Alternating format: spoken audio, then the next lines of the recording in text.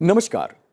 इस बरस 2 अक्टूबर को हम गांधी जी की 150वीं वर्षगांठ मना रहे हैं। उनका जन्म 2 अक्टूबर 1869 को पोरबंदर, गुजरात में हुआ था। गांधी जी आए और तमाम पड़ावों और संघर्षों से गुजरते हुए वो सारे लक्ष्य फतेह किए जो उन्होंने तय किए थे। उनकी अगुवाई में ही वो बेजोड़ अहिंसक आंदोलन हुआ था जिसने अंग्रेजी हुकूमत से भारत को आजादी दिलाई थी। वो ब्रिटिश हुकूमत जिसके बारे में कहते थे कि उसके साम्राज्य में सूरज नहीं डूबता, उस हुकूमत को उन्होंने देश की जनता के साथ मिलकर संयम और सिद्धांतों पर अडिग रहकर वापस विलायत का रास्ता दिखा दिया था। गांधी जी हमारे ही नहीं बल्कि संयुक्त राज्य अमेरिका में मार्टिन लूथर किंग, दक्षिण अफ्रीका में नेल्सन मंडेला और म्यांमार में ऑंग सान सू की जैसे नेताओं के भी आदर्श रहे। इन सारे नेताओं ने दुनिया भर के कई उत्पीड़ित समाज के लोगों को लामबंद करने के लिए गांधीवादी विचारों का सफलतापूर्वक इस्तेमाल किया था। ये सारे प्रसंग महात्मा गांधी की निरंतर प्रासंगिकता का शानदार उदाहरण कहे जा सकते हैं। गांधी जी के आदर्श और नेतृत्व हमारे विविधता से भरे समाज का दर्पण है। कह सकते हैं कि वो एक युग के ही नहीं थे बल्कि उनके विचार अनंत काल के लिए मानवता की धरोहर हैं। राज्यसभा टीवी ने इस मौके पर एक खास सीरीज बनाई है, मोहन से महात्मा तक। इसके अलग एपिसोड्स के मार्फत हमारे साथी गांधी जी के मानव से महामानव बनने के सफर को आपके स्क्रीन पर उकेरेंगे। उन जगहों पर जाएंगे जो गांधी जी के सफर और तारीख का हिस्सा रहे हैं।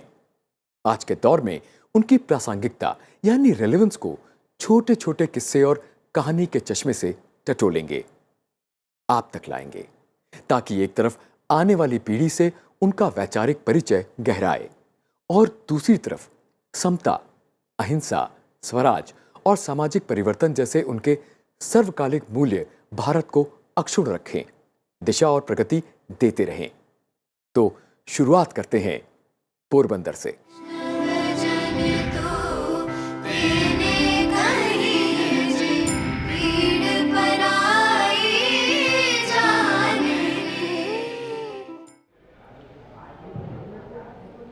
नमस्कार। बापू की 150वीं सालगिरह के उपलक्ष्य में राज्यसभा टीवी की इस खास पेशकश में आपका स्वागत है। एक स्वतंत्रता संग्राम के सेनापति, एक राष्ट्रपिता, एक महात्मा। गांधी जी के जीवन की शुरुआत अगर होती है तो होती है मोहनदास की कहानी से। मोहनदास करमचंद गांधी जो पोरबंदर के इसी कीर्ति मंदिर में जन्मे। तो आखिर क्या था गांधी जी का सफ़र और क्या थी मोहनदास की कहानी, आइए जानते हैं।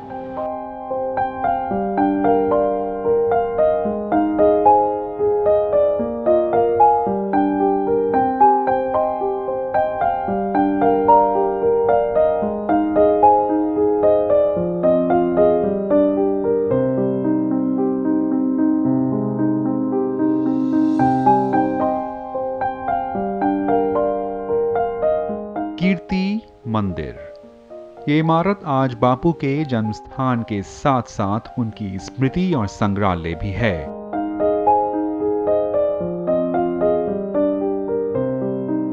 तकरीबन 200 साल पहले यहाँ सिर्फ एक हवेली हुआ करती थी जिसे बापू के परदादा हरजीवन रायदास गांधी ने खरीदा था।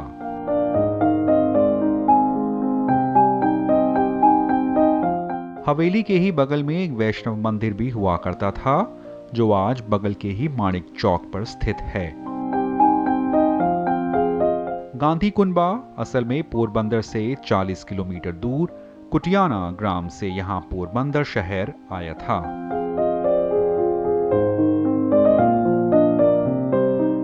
सबसे पहले बात तो ये कि ये पोरबंदर गांधी जी का ओरिजिनल वतन नहीं है। यहाँ के पास जो कुटियाना नामक गांव है, उस गांव की एक गांधी फैमिली थी। फिर गांधी जी के दादा उत्तम चंद जिसको कहते हैं, वो यहाँ आए और पोरबंदर स्टेट में वो कारभारी की सर्विस पर लगे। फिर उसके पौत्र कबा गांधी, जिसको हम करमचंद गांधी कहते हैं, वो पहले आदमी ऐसे थे जो अंग्रेजी पढ़े थे। तो फिर करमचंद से यहाँ पोरबंदर स्टेट में दीवान का पद आरंभ हुआ, तो वो दीवान थे। और ठीक यहाँ हवेली के निचले तल के इस कमरे में बापू का जन्म हुआ।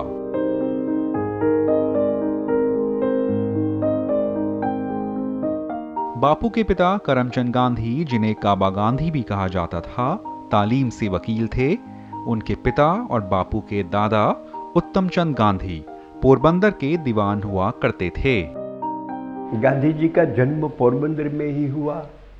7 साल तक के पोरबंदर में ही रहे। यहाँ कोई पढ़ाई नहीं की है गांधी जी ने। गांधी जी का प्राथमिक शिक्षण राजकोट में हुआ है। तब सारा का सारा फैमिली राजकोट चला गया था। गांधी जी ने यहाँ बाल मंदिर, जिस आज हम बोलते हैं, उसको पाठशाला कहते थे यहाँ, अध्वर्यु की पाठशाला। उसमें गांधी जी ने 1, 2, 3 और क ख ग घ घूटे थे। बस ये पाठशाला का ट्रेनिंग गांधी जी का यहाँ हुआ था।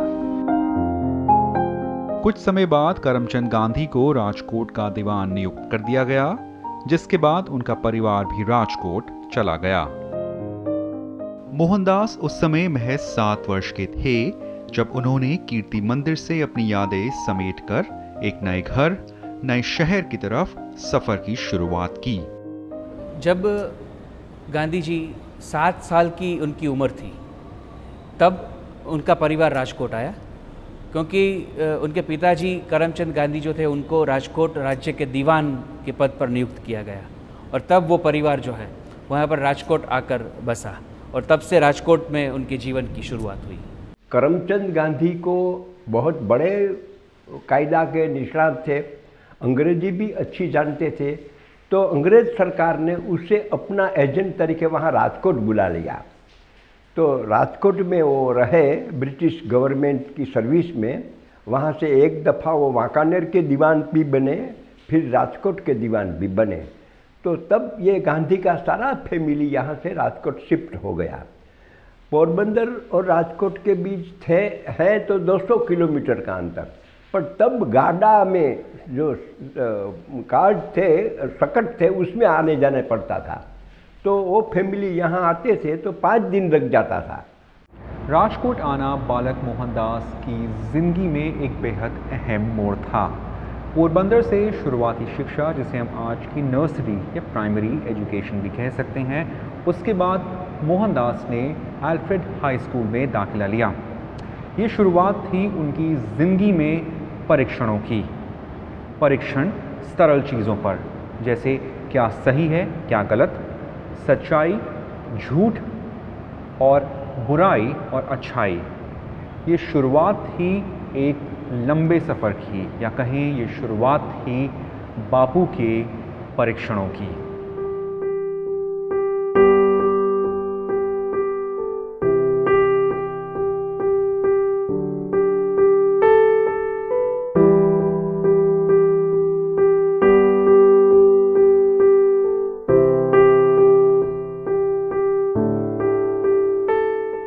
महात्मा तक की जो यात्रा थी वो यहीं से शुरू हुई, मोहनदास से। और उनके घर का नाम तो मोनिया, मतलब जो बड़े लोग जिसे बुलाते हैं तो मोहनियो और मोनिया करके उनको उनके बुज़ुर्ग जो है, खास करके उनकी माँ और कामवाली बाई जो वो बुलाती थी। तो यहाँ से शुरू हुई ये यात्रा।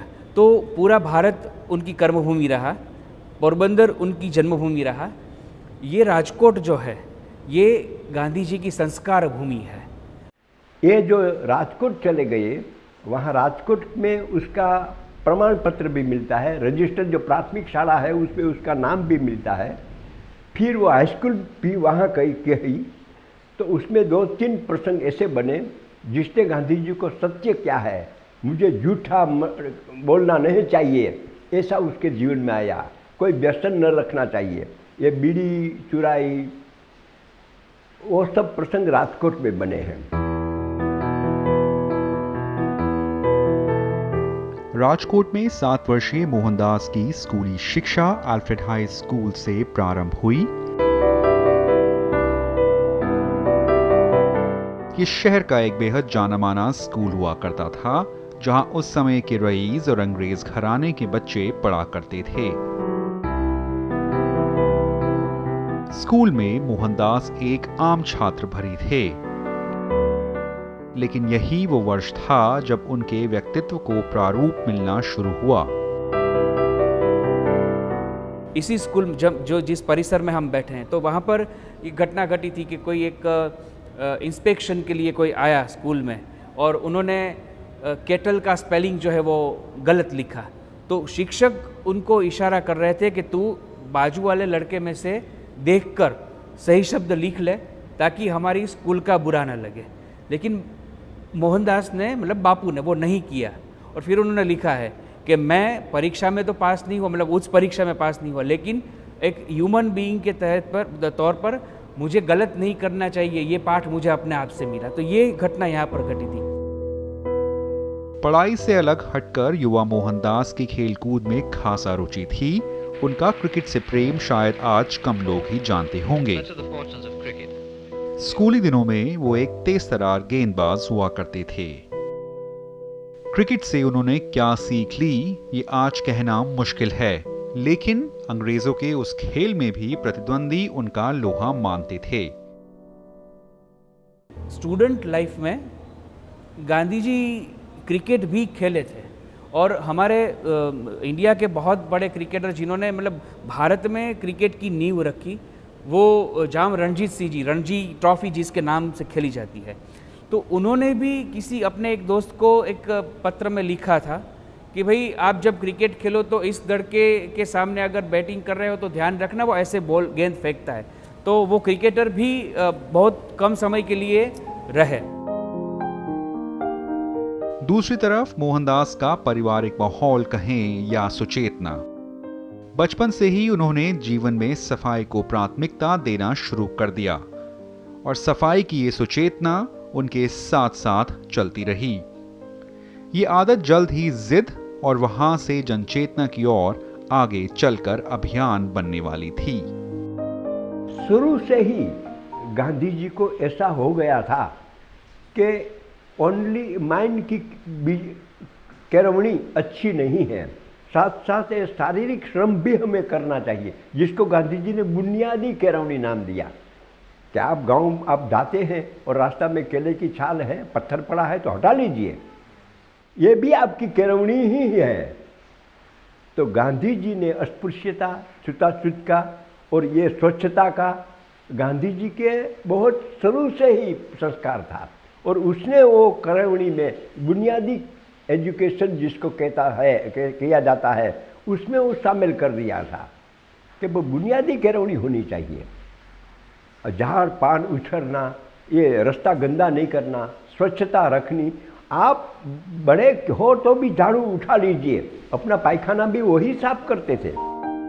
और 6 सालों बाद 13 वर्षीय मोहनदास का एक बार फिर पोरबंदर आना हुआ।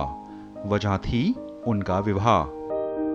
कस्तूरबा, जिनके पिता क्षेत्र के नगर सेठ थे, मोहनदास के साथ विवाह सूत्र में बंध गईं। बाल विवाह उस समय एक आम बात हुआ करती थी। मोहनदास करमचंद गांधी के बापू या कहें महात्मा बनने के सफर में ये एक अहम पड़ाव था। गांधी जी की सगाई, जिसको हम विवाह कहते हैं, वो बचपन में ही हो गई थी और ये यहाँ की नगर सेठ की कन्या कस्तूरबा से। एक बात यहाँ भी ध्यान रखनी चाहिए कि कस्तूरबा का और भी 2 विवाह हुआ था, लेकिन जो रोगचाड़ा था जिसको हम मरकी कहते थे, वो मरकी के कारण वो दोनों के दोनों कन्याएं का देहांत हो गया था। ये तीसरी कन्या थी जिसके साथ गांधी जी का विवाह हुआ। शादी हुई तो दोनों की उम्र 14 ईयर्स 14 साल की थी, तो बच्चे थे दोनों। तो रिचसर वो क्या कहते हैं कि वो लड़ते झगड़ते थे, जो बच्चे जो शरारतें करते वैसे करते थे। वहाँ से ग्रो होकर फिर पूरा जीवन मतलब 42 तक, आगा खान पैलेस तक, तो उसमें दक्षिण अफ्रीका का आवास भी आ गया। उसमें दक्षिण अफ्रीका का सत्याग्रह, और उस सत्याग्रह में बापू ने एक बार मतलब ये जेल जाने की बात हुई, तब बापू ने कहा कि अगर जेल में तेरी मृत्यु होती है तो मैं तुझे जगदम्बा की तरह पूजूंगा। तब भी उन्होंने कहा था कि हम क्यों जेल जाए, हम तो नारी है वगैरह वगैरह। फिर एक बार कहा कि अगर आप जेल में जा सकते हैं, मेरे बेटे जेल जा सकते हैं, फिर मैं क्यों नहीं।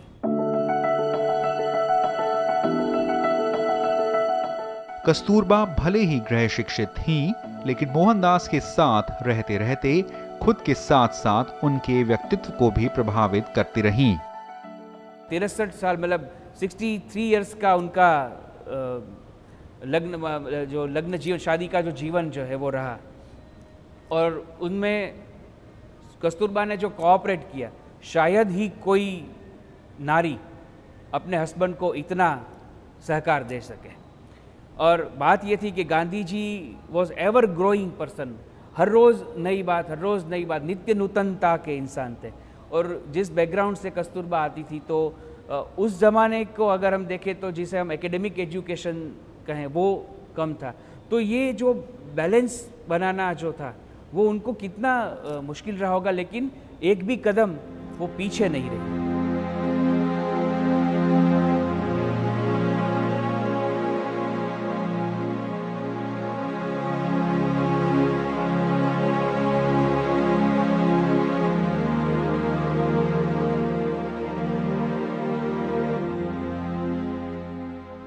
बापू के घर का माहौल खानदानी होने के साथ साथ बेहद धार्मिक भी था। वो खुद हिंदू वैष्णव समाज से थे, लेकिन सभी धर्मों को एक समान मानते थे। सभी धर्मों में से कुछ ना कुछ ज़रूर सीख लिया करते थे।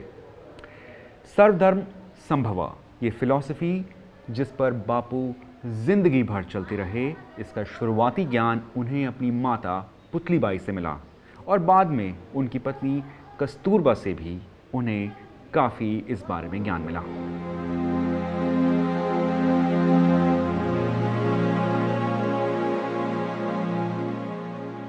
कस्तूरबा प्रणामी संप्रदाय की थी। वो जामनगर वाले जो खिजड़ा मंदिर बोलते हैं उस संप्रदाय की अनुयायी थी। और गांधी जी की माता पुतलीबाई जो लालपुर की थी, जामनगर के पास, वो भी परिवार प्रणामी संप्रदाय थे, એટલે કે खिजड़ा मंदिर वाले थे। खिजड़ा मंदिर में आज भी ऐसी परंपरा है कि इष्ट देव की जगह पर कुरान और गीता दोनों का अनुवाद, जो जिसको वो कुलजम बोलते हैं, वो रखा जाता है और उसको आरती दिया होता है। तो हम कभी कभी कहते हैं कि गांधी के जीवन में जो सर्वधर्म समन्वय शुरू हुआ है वो उसकी माता की प्रभाव है और उसकी पत्नी की देन है। पूरा जीवन उन्होंने आराधना की, सत्य की। उनकी जो यात्रा है वो गॉड इज़ ट्रूथ से लेकर ट्रूथ इज़ गॉड तक रही। एकदम श्रद्धालु परिवार, प्रणामी संप्रदाय उनके परिवार जो वो तो उनका डेडिकेशन वहाँ पर था। जैन साधु यहाँ से कोई गुजरे तो उनके घर उनका आदर सत्कार होता था। सब वैष्णव संप्रदाय से थे, तो सब धर्मों के लिए आदर घर में भी था, बुजुर्गों में भी। तो लेकिन फिर उन्होंने सत्य की आराधना की और वो जो नींव जो है वो राजकोट में डली गई, क्योंकि एक नाटिका यहाँ पर आई थी राजा हरिश्चंद्र करके। तो बापू वो देखने के लिए गए बचपन में, मतलब 8-9 साल की उम्र रही होगी शायद उसके आसपास। और फिर वो लिखते हैं कि वो तो एक बार हमने देख लिया, मुझे बार बार वो देखने को मन होता था। और फिर ये लगा था कि ये भले ही कहानी ही हो, लेकिन क्या ऐसे भी लोग हो सकते हैं और सत्य की आराधना करनी चाहिए। तो सत्य के लिए कुछ भी करना चाहिए, कुछ भी अगर त्यागना पड़े सत्य के लिए वो करना चाहिए। वो संस्कार भी राजकोट से आए। ये वो सिद्धांत थे जिन्हें बापू ने जीवन भर अपने साथ रखा और इसकी नींव खासकर उनकी मां पुतलीबाई के रोजाना तुलसीदास की लिखित रामायण के पाठ से रखी गई। गांधी जी के जन्म स्थल के पास ही राम मंदिर है और गांधी जी ने अपनी आत्मकथा में लिखा है कि मैं वहाँ जाके रामचरितमानस सुनता था। रामचरितमानस का जो गांधी पर बहुत प्रभाव है तुलसीदास की, उसके बारे में भी गांधी जी का संस्कार यहाँ 6 साल की पहले से हो गया था। यहाँ के कथा जिसका नाम राधा महाराज था, वो बिलेश्वर हमारे आश्रम थे, उसके महंत थे। वो राम कथा पढ़ाते सत्संग कराते थे। तो वो सांभळने के लिए, वो सुनने के लिए गांधी जी वहाँ जाते थे। तो गांधी जी के जीवन में राम नाम का महत्व या आत्मचिंतन की प्रथा, वो सब पोरबंदर और राजकोट के जीवन से ही उसके जीवन में आ गई है।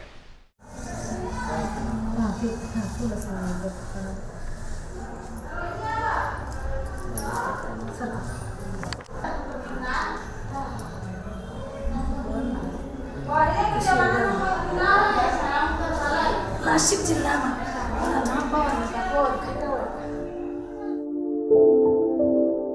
हालांकि ये हवेली गांधी परिवार की संपदा रही। 1944 में जब स्वतंत्रता संग्राम अपने चरम पर था, पोरबंदर के निवासियों ने बापू का जन्म स्थान बनाने की ठानी।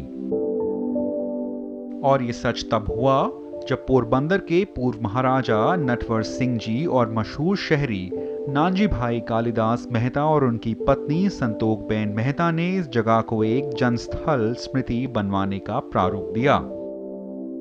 सर्वधर्म संभव सरीके ही कीर्ति मंदिर को आकार दिया गया। कीर्ति मंदिर के वास्तुकार पुरुषोत्तम भाई मिस्त्री ने हिंदू, बौद्ध, जैन, पारसी, ईसाई और इस्लामिक कला के मेल को मिला जुला के एक बेहतरीन इमारत की संरचना की। बापू महात्मा कैसे बने, ये सफ़र आज इतिहास में दर्ज है और कीर्ति मंदिर इस सफ़र का एक बेहद अहम चिन्ह है। बापू के जीवन के 79 वर्षों के सांकेतिक इस मंदिर की ऊंचाई भी 79 फीट रखी गई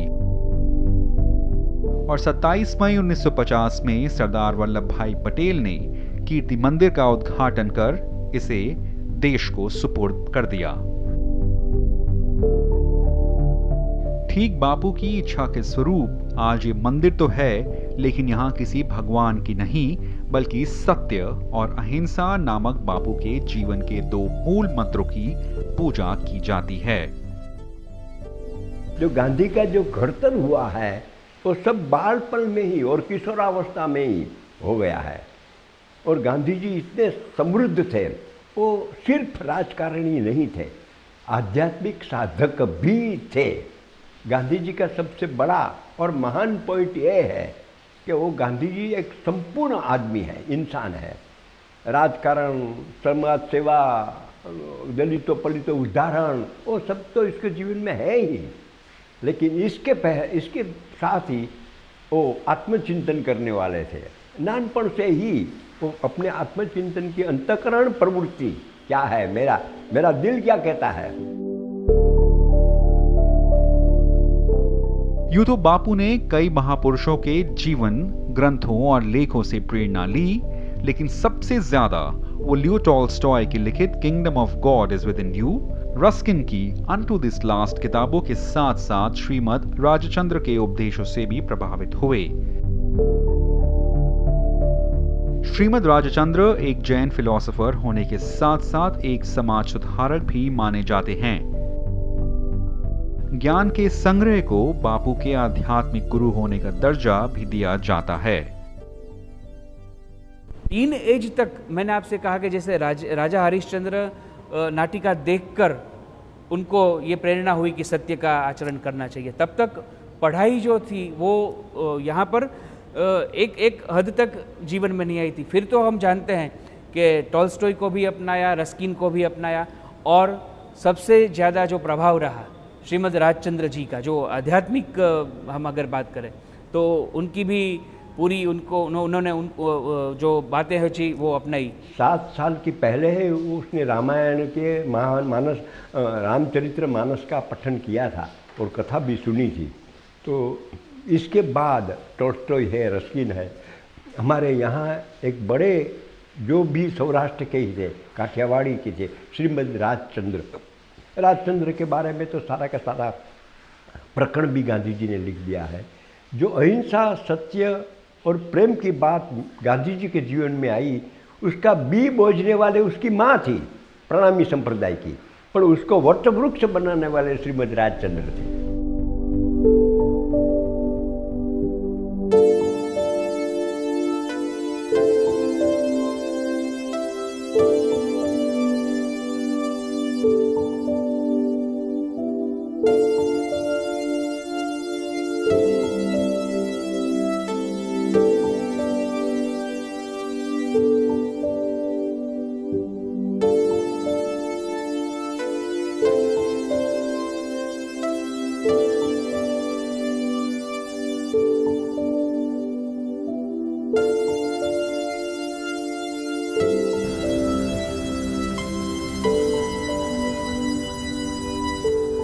युवा मोहनदास का यूं तो पोरबंदर आना जाना काफ़ी कम हुआ करता था, लेकिन उनके जन्म स्थान पर ही उनकी ज़िंदगी के एक बेहद निर्णायक पड़ाव की पृष्ठभूमि तैयार हो चुकी थी।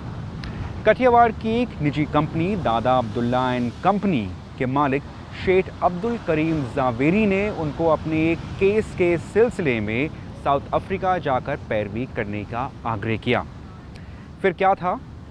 एक युवा वकील मोहनदास करमचंद गांधी साउथ अफ्रीका के लिए रवाना हो गए। वहाँ ऐसा क्या हुआ कि जिससे मोहनदास करमचंद गांधी की ज़िंदगी महात्मा की तरफ बढ़ती रही?